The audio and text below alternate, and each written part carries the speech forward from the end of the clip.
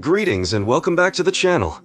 In this video, we'll be focusing on acquiring True Shadow Monarch in the Arcane piece. Firstly, I'd like to remind you to subscribe to the channel and join my Discord server to participate in future giveaways. Now, let's get started on our True Shadow Monarch acquisition journey. Great, so let's start by addressing the codes for this update. They are pinned in the comments section for your convenience. This update includes the new addition of a gacha system, as well as a brand new dungeon NPC, and the legendary True Shadow Monarch sword. Additionally, a completely new island has been introduced, with the presence of all these new NPCs. Furthermore, a shiny new currency dubbed Dungeon Coins has been added to the game, and the maximum level has been raised to a rather impressive 200k.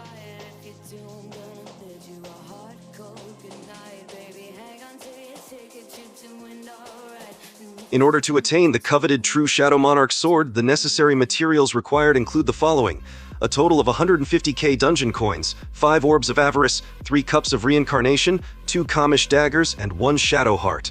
Ensure you accumulate all these essential elements to successfully forge the sword. Keep in mind that obtaining the Kamish daggers via the gacha involves a low 2.5% probability, whereas the remaining essential materials can be procured from the newly introduced dungeon bosses. It has also introduced 2 new accessories, known as the Monarch's Eye and Jinwoo's Coat. Alright, just a heads up. We are currently in the midst of a experience event, so leveling up won't be challenging at all. Regarding the gacha system, you can spin it to secure yourself a dungeon key with a 50% probability.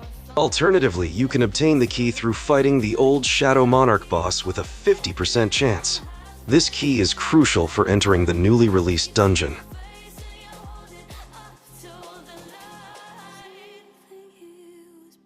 Now, the new dungeon includes a total of 15 waves.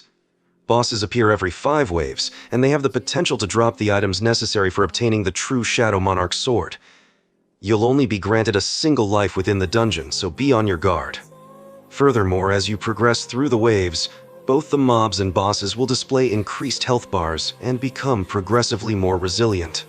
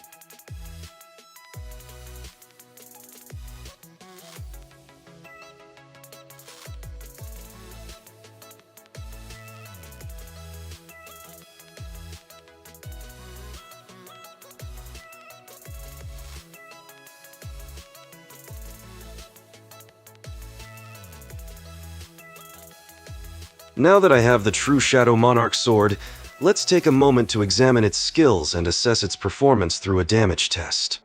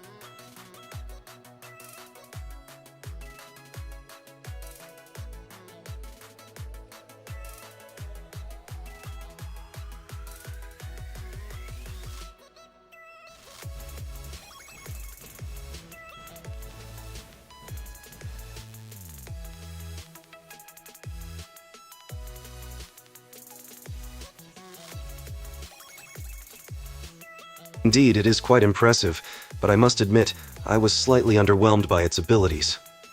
I'd rate it roughly a 5 out of 10 based solely on the features it possesses. Though it does appear visually appealing, there's a chance that the older weapon might be more visually dynamic and appealing in comparison.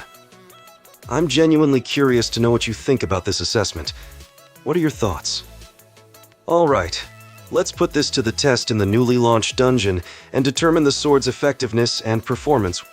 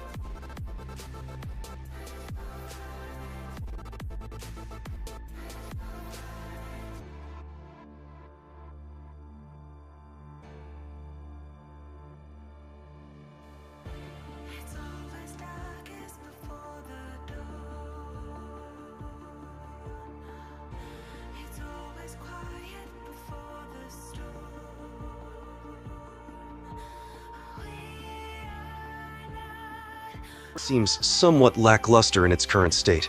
However, it may not be entirely devoid of potential. It could benefit from a fresh set of moves, specifically an additional F move to enhance its overall quality. That's a wrap. Thank you for watching. I hope you enjoyed the video. Before you go, don't forget to subscribe to the channel and hit that notification bell so you don't miss any future videos. I'll see you all in the next one. Stay amazing, and God bless.